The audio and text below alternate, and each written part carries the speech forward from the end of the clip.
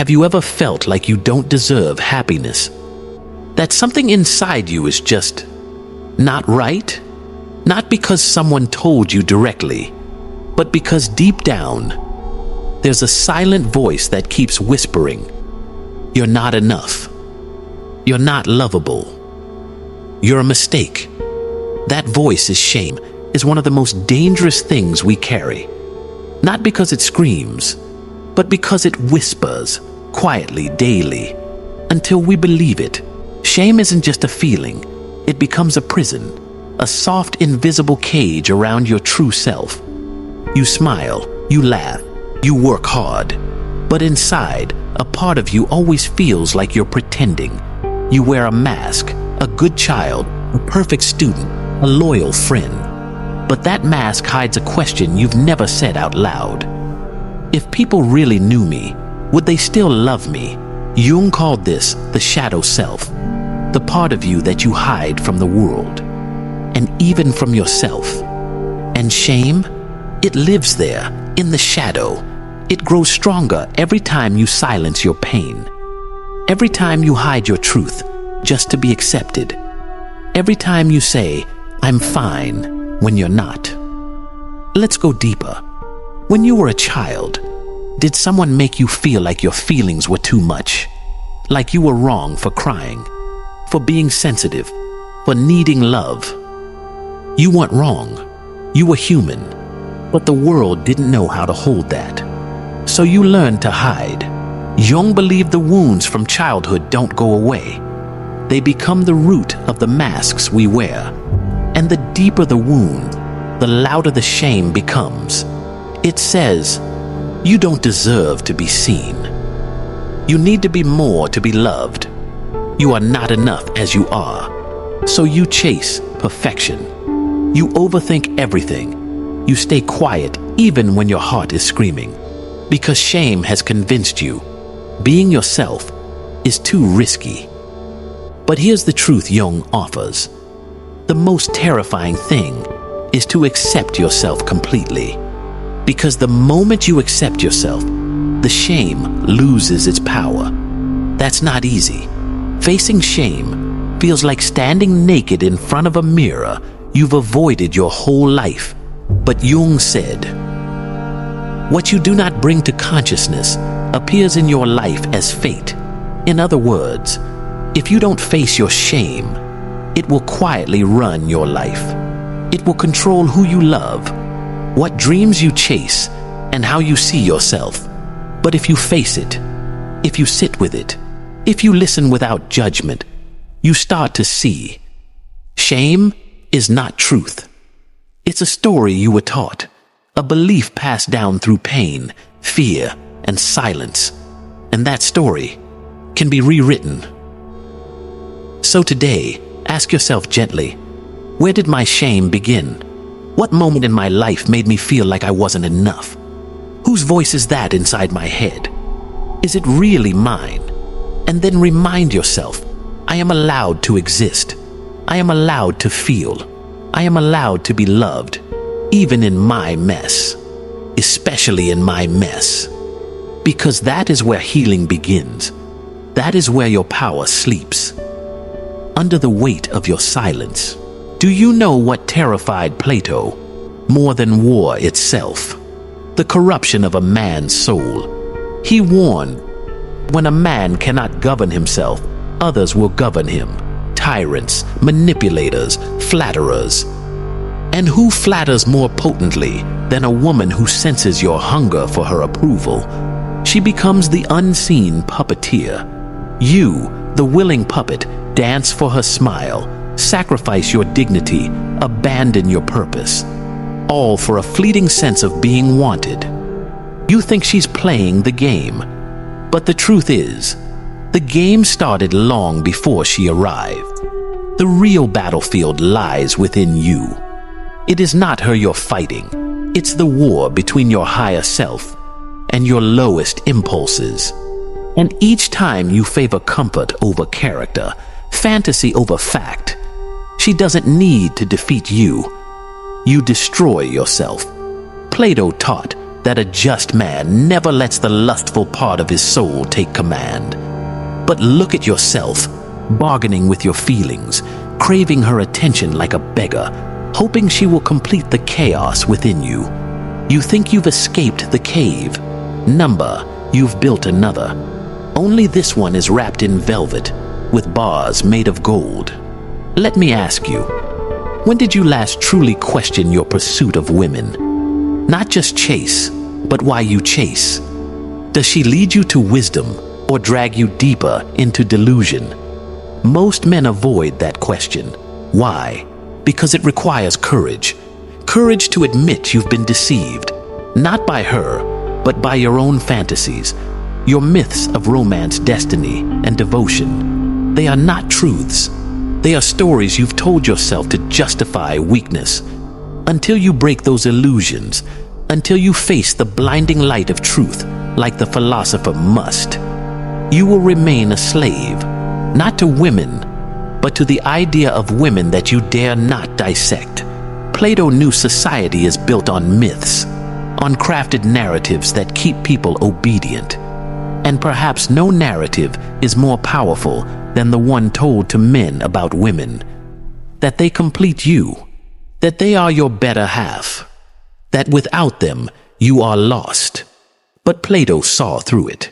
In the Republic he made it clear, only those who've seen truth should rule. But the bitter reality? Most men never rule even their own minds. Let me show you the real architecture of your soul.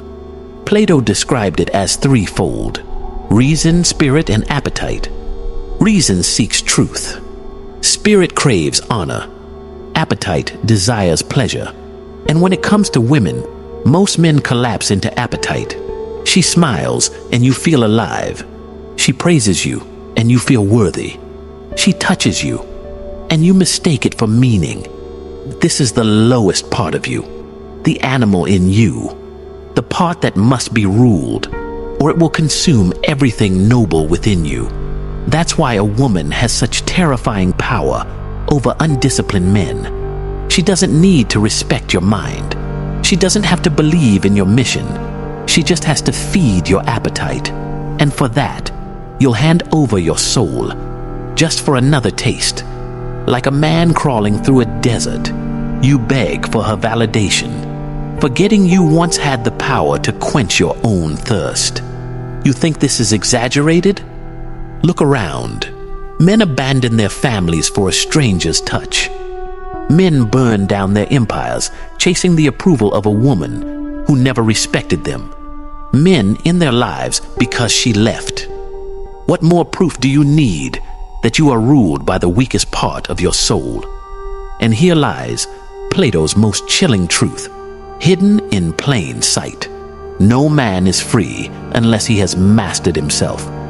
You can have wealth, status, admiration, but if a glance from her can shatter your will, you are not free. You're still a prisoner. But there's more. In the laws, Plato warned, the downfall of a city begins when men choose pleasure over discipline. And look around. What is modern society if not a cemetery of once great men who bled their strength dry on the altar of feminine approval? It's everywhere. Politics, religion, culture, men apologizing for their existence, kneeling before the illusion, better than they read their own values. They recite the scripts she likes, but forget the words they once swore to themselves. You think you're being romantic. She thinks you've lost your edge. And she's right. She cannot love what she doesn't respect, and she does not respect what she can control. Socrates didn't spell this out in modern terms, but the architecture of his thought reveals it. He saw harmony not as equality of nature, but as each soul in its rightful order. A woman does not want to lead you. She wants to feel safe under your direction. But when you abdicate that post, when you make her emotions your compass, her approval your mirror, her affection your prize, you cease being a man and become a satellite. She may keep you around, but not because she wants to, because it's convenient, And one day, convenience expires. The world is filled with men who thought they could win her love by worshiping her. But love is not won through worship. It is won through sovereignty. In Men, Socrates asks whether virtue can be taught.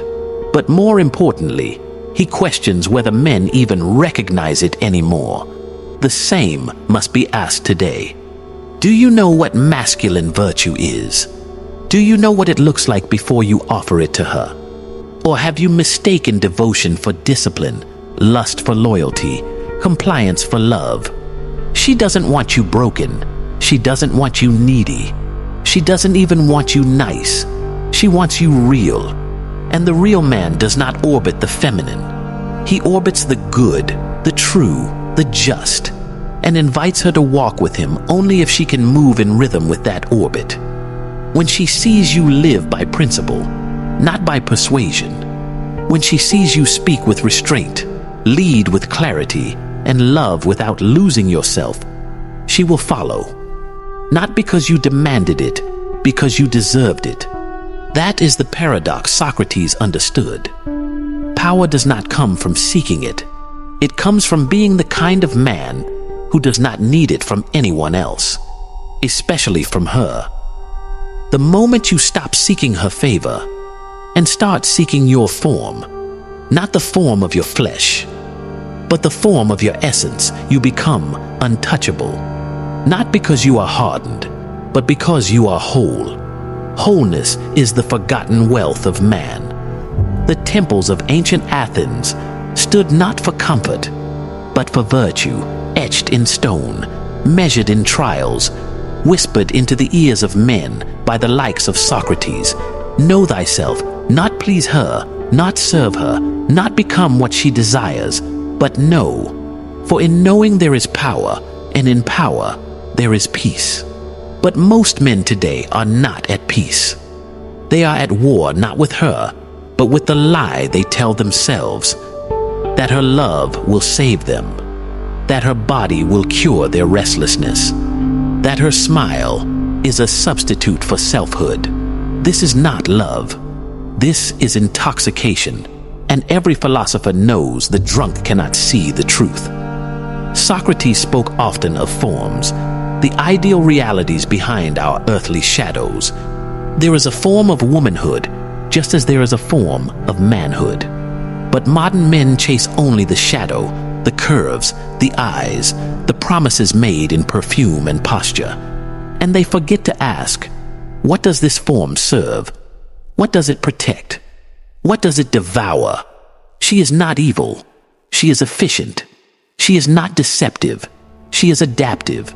She is not broken. She is complex. She is calibrated for survival. Not yours, but hers.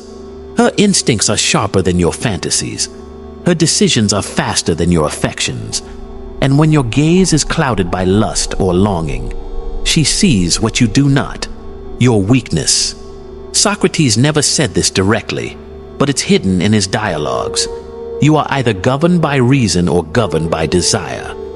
There is no third kingdom. The man who falls into her without a map does not become free. He becomes lost, smiling perhaps, but drowning. And what is his fate? To blame her for the undertow he never trained for. But a man trained in reason, a man who has interrogated his instincts, who has stared down his thirst, who has unmasked the illusion before it seduced him. That man does not drown. He sails. She will respect him, not because he is cruel, but because he is clear. In Symposium, your strength doesn't come from charm, money, or appearance. It comes from your decision to never leave your true self behind. You've come so far. Don't stop now. Because on the other side of this path, the one filled with clarity, quiet, and self-control, is not just strength, it's real freedom. And Kierkegaard understood something that most people never do. The cost of true freedom is giving up everything that once made you feel accepted. He wrote, "Anxiety is the dizziness of freedom, Because once a man stops letting others define him, once he no longer looks for permission to be himself, he faces a scary truth. There is no clear map, no guaranteed approval, no one to confirm if he's doing the right thing. There's only him, God, and the unknown space in between. That's why intelligent men make the world uncomfortable, because they face the unknown without running. They don't hide behind distractions. They don't numb their minds with constant entertainment. They don't pack their schedules just to avoid silence. They sit with it. They go through the discomfort. They feel the hard questions most men are afraid to ask. Who am I without my job, without praise, without someone depending on me for emotional support? Most men run away from those thoughts. The intelligent man makes those thoughts his home. And when he meets a woman, he doesn't try to own her. He doesn't want to fix her, control her, or impress her. He wants to truly see her. And that kind of seeing is rare. It cuts through pride, ego, and pretending. It needs full presence. It needs truth. And truth is like fire. It burns. It doesn't flatter. It doesn't bargain. It simply is. And when the intelligent man lives in that truth, he becomes unshakable. Charm can't control him. Rejection can't break him. He's not cold. He's not cruel. He is whole. You want to know why people avoid you, misjudge you, even see you as a threat? It's because you've stopped chasing illusions. And when you stop chasing shadows, the ones still living in the dark feel exposed. Your presence feels like judgment, even when you say nothing. Your standards feel like criticism, even when you don't force them on anyone. You've become a mirror. And most people hate mirrors that show the truth instead of lies. But your job isn't to make people feel better about lies. Your job is to reflect what's real, first in yourself, then in the world. Kierkegaard spoke of the night of faith, a man who lives from the inside before he lives on the outside, a man who isn't led by only logic or emotion, but by a deep sense of calling, something so personal it can't be explained to everyone. The knight of faith walks the earth unseen by most. He's not loud. He's not covered in achievements. He may not even look successful by the world's rules, but inside him, there's a light that can't be dimmed, not by trends, not by rejection, not even by loneliness. And that's who you're becoming. A man who doesn't search for an identity. He lives it. Let's be honest. It's not easy. You'll lose people. You'll doubt yourself. You'll have long, quiet nights that feel like your silence is screaming. You'll wonder what's wrong with you because you no longer enjoy the things that used to excite you. You'll leave relationships that once felt like home, only to realize they were built on lies. But you'll also feel something new, a strange but peaceful calm inside you, a quietness in your soul that doesn't come from being liked, but from being true to yourself. And that peace, that deep, honest alignment is worth everything you've lost. So no, you're not too quiet. You're not too deep. You're not too intense. You're not too much. You are becoming whole. And in a broken world, wholeness is scary because it can't be controlled. It can't be fooled. It can't be bought. And most of all, it can't be ignored. You're not broken. You're becoming. And what you are becoming is exactly what the world desperately needs and deeply fears at the same time. A man who can't be fooled by lies, not even the lies he used to tell himself. Kierkegaard believed that deep inside, every man is meant to become something greater than what the world expects. Not greater in fame or status, but greater in truth. He wrote, "What I really need is to be clear about what I am to do, not just what I am to know. That's the heart of your transformation. It's not about learning more. It's about becoming more. Becoming what? A man who is not shaped by reactions, people's opinions, or passing desires, but by a lifelong promise to become whole, no matter the cost. By now, you've probably felt how heavy this path is. The pain of being alone, the sting of being misunderstood, the exhaustion of being the only one who sees clearly while others pretend to be blind. But let me tell you something most people won't. That pain you feel is sacred. That loneliness isn't your enemy. It's your test. Because once you've learned sacrifice, you've spent your energy trying to prove you're enough by giving everything away. You've upgraded her life, her dreams, her comfort, and called it manhood. But let me tell you something no one dared tell you before. Validation is not love. Validation is a drug, a sedative for men terrified of living without someone else's approval. And every time you bend, every time you chase, every time you give up more of yourself just to keep her smiling, you feed the addiction that's quietly killing you. You don't need another woman to tell you that you're enough. You need to become enough for yourself. So here's what you do. And don't just listen, do it.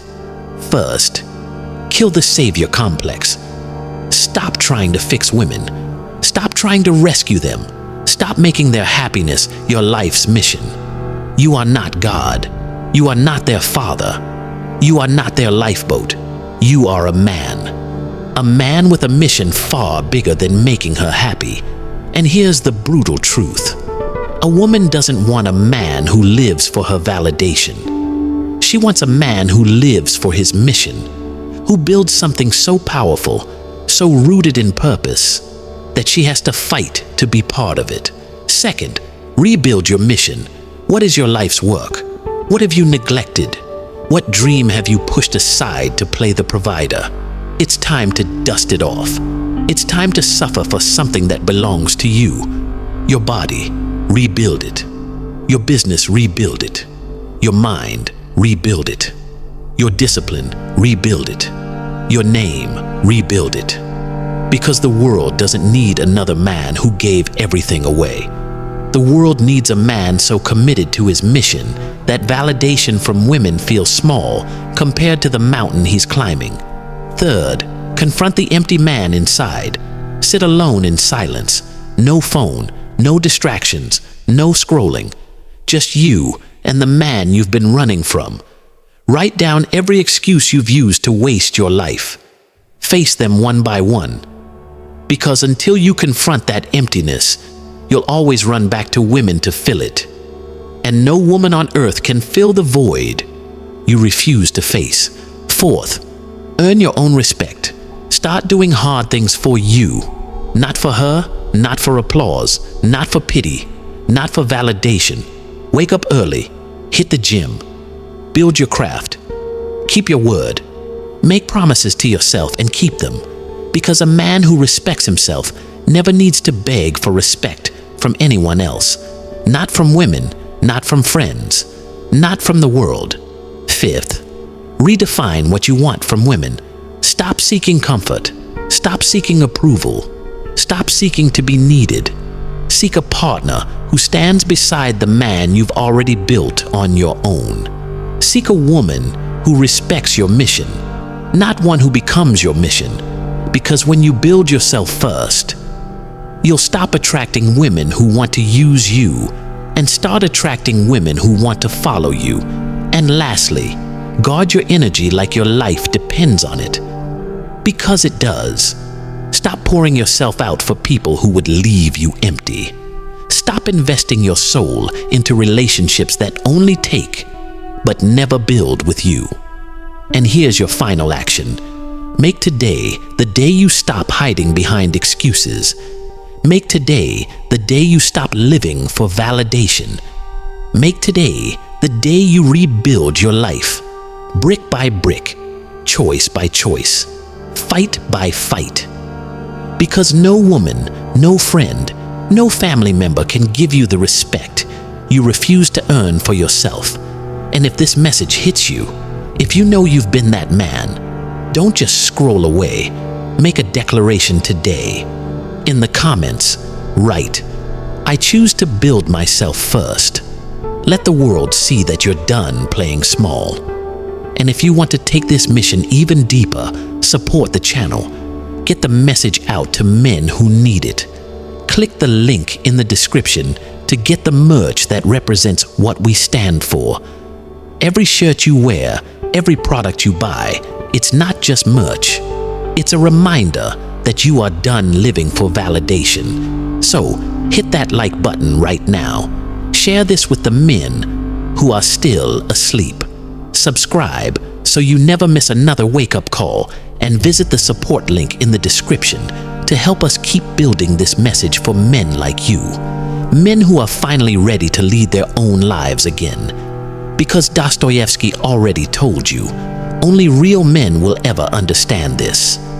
And now it's time to prove you're one of them.